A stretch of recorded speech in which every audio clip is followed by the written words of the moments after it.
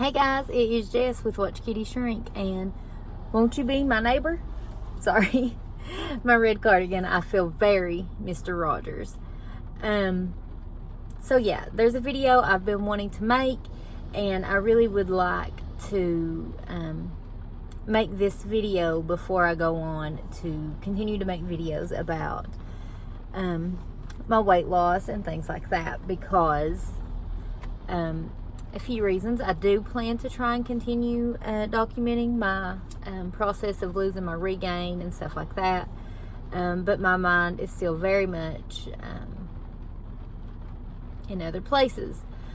First of all, I wanted to say thank you all so much for the kind words that you said on my last video. It's a little bit difficult for me to go on there right now. I've got to be in the right mind space to be able to do these things without just losing my mind and crying all the time. And I don't want to get too much into the grieving process, because if I start talking about that, it's going to take forever, and I'm not going to be able to get out the things that I really want to get out, because it's very important to me. So, of course, I loved my mama, because she was my mama, and she is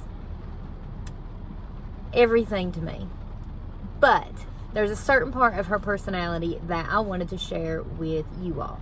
Any of you who know me in person have probably had the extreme pleasure of meeting my mama, and you can back me up in knowing that this is the case. My mama made everyone feel so special when she talked to them. She told almost everyone she ever knew that they were her best friend. And I say almost because maybe she didn't say it to like every single waitress we had. But even those people, when they spoke to her, even if it was literally a 1 hour interaction and we never saw them again, they felt special because she gave them her full attention. She cut up with them. Literally everybody loved my mama. Nurses at the hospital would fight over who got to take care of her. Nurse aides would fight over who got to take care of her. You knew her 5 minutes, you loved her. Okay? Now, if you met her in any other kind of regular circumstance, she would tell you, "You're my best friend," or "I love you," "You're my favorite." These are all things that my mama said, and to be honest, we're the kind of family, we give each other a hard time. Okay, so when I say I made fun of her for this, obviously I didn't bully my own mama, but we ripped on each other, and I would rip on her for that. I would say, "Mama, everybody can't be your best friend, okay? They can't be." She didn't care. Somebody come over, "I love you." She'd spend time with them, actively engaged in whatever they were saying, and she would tell them, "You're my best friend." She would get so heated when people were done wrong. People who maybe she met 4 or 5 times. Like, not just upset about it, she would lose sleep. She would talk about it constantly. "I still can't believe this is happening to so-and-so." Like, she genuinely worried about these people. It wasn't fake when she told 100 people they were her best friend. She really meant it. And again, I would joke, "Mama, everybody can't be your best friend." And then I'm faced with the single worst night of my life. The night that I have been dreading ever since I knew what the word funeral meant. I'm standing at my mama's funeral, trying to keep it together, and we're standing up at the front, and everybody who comes in is coming, and they're talking to us. Person 1 comes, "Your mama was my best friend." Person 2, "Your mama was my best friend." Person 3, "Your mama was my best friend." And I'm standing there with all of this heartbreak, and I look around the room, and it is full of people, like 100 people, who all said, "Your mama was my best friend," or your mama made me feel so special. And that's a beautiful, beautiful legacy to leave behind. Everyone who knew this woman fell in love with her. She was so funny, and I can't go on and talk too much about her personality because I could do it for days. But I just wanted to talk about this one part. Seriously, people fell in love with her, and she let people know that she valued them. And I admire that so much. And the reason that I'm talking about this is I wanted to talk about one of my toxic personality traits.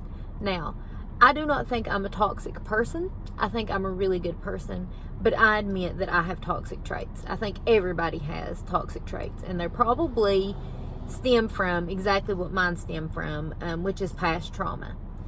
Due to some bad breakups that I had in the mid-2000s, early 2010s, what do you call that decade? One of them being a romantic breakup, and a few of them being friendship breakups, which, by the way, can hurt just as bad. This particular romantic breakup I have really struggled with. But basically, due to all of that, I have developed what I consider my most toxic personality trait, which is that I am actually kind of cold.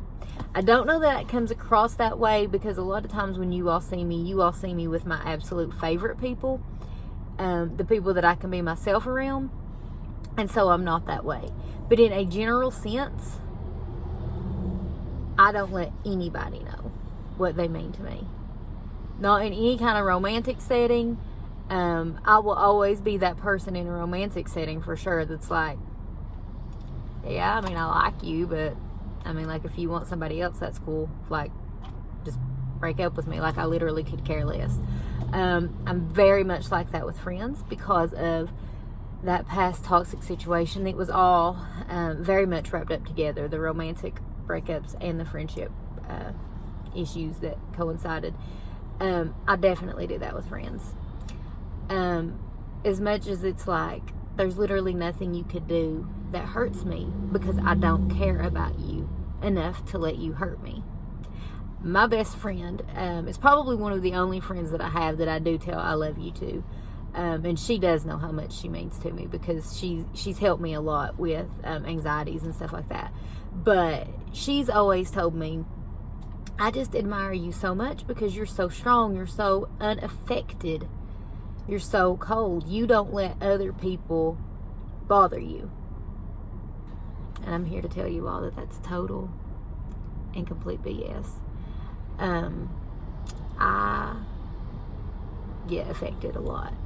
I care about people a lot. I just feel like that's my armor, to not let them know that I care about them that much. That's just my facade. That's the way I got through it, and that's the way that I have made myself become. And that's cool and everything. But at my funeral, do I want people to say, well, there's Jess. She didn't give a crap about anything. And I don't know. As much as I used to kid my little mama about being so open with her feelings, I was always like, Mama, people will know they hurt you if they know how much you care about them. She was so open with her heart, to the point where I was always like, oh my gosh, Mama, you know, how can you be that way? I really admire it. People felt very, very special to be in her presence. And I think I am a whole lot like my mama. And I'm going to try and work on my own toxic personality traits, because and that's going to be hard for me. It's very, very hard for me, not necessarily to let people in, but to let people know that they mean something to me. It would be very difficult for me to stand up and tell someone they hurt me. like I said, my armor instead would be to be like, you didn't hurt me. I don't care enough for you to have hurt me. And that's a lie. And yeah, it will be difficult. But I think in this way, maybe it would do an honor to my mama to be a little more open with it. Because at the end of the day, if you are open and loving and someone hurts you, that's not on you. That's not anything wrong with you. That's wrong with the other person. And I don't know, man. There is not one soul I have ever met that said, you know, your mama didn't care one way or the other about me, or blah, blah, blah. It was always, your mama made me feel so loved and so special and like I really had a friend. And, you know, I'm somebody that struggles to make friends, and here your mama told me right away that I was her best friend. And I don't know. Making people feel that way is amazing. Even in my hardest day, that was the single most beautiful thing to hear. And that's something I'm going to try to work on. I think age maybe has something to do with it too, because the other day somebody did hurt my feelings. Instead of acting like, oh, whatever it is, I called them out on it. Because again, it's nothing I did wrong. It's okay to call people out and tell them that they hurt you. And it's okay to let people know that you're a real life person with feelings that get hurt. I've just had that on my mind ever since then, because the one thing I always kidded my mama about is one of the bajillion, million, zillion things that I admire the most about her. And I think I'm a lot like her in that I do have an open heart. I just tried to act like I didn't. I think I'm funny. I know I'm sassy and feisty and stubborn and so many ways like her, that I would like to be a little more openly giving with my heart, just like she was. I just think that's beautiful. And I just wanted to get that out because it really meant that much to me. And this kind of goes for everybody too. If the worst thing that people can say about you is that you were too giving of your heart, that's okay. I think that will be an okay thing for people to say. I love you guys. I might end this and make another video talking about my weight and upload it at a different time, but I wanted this to have its own video. A few of you have asked if I'm grieving okay, if I'm doing okay, and not really. But I do have a good support system. And I've got family who I love very much. I have faith that I very, very much believe in, that I will see my mama again. And I have all of you guys. So I don't want you to be worried about me.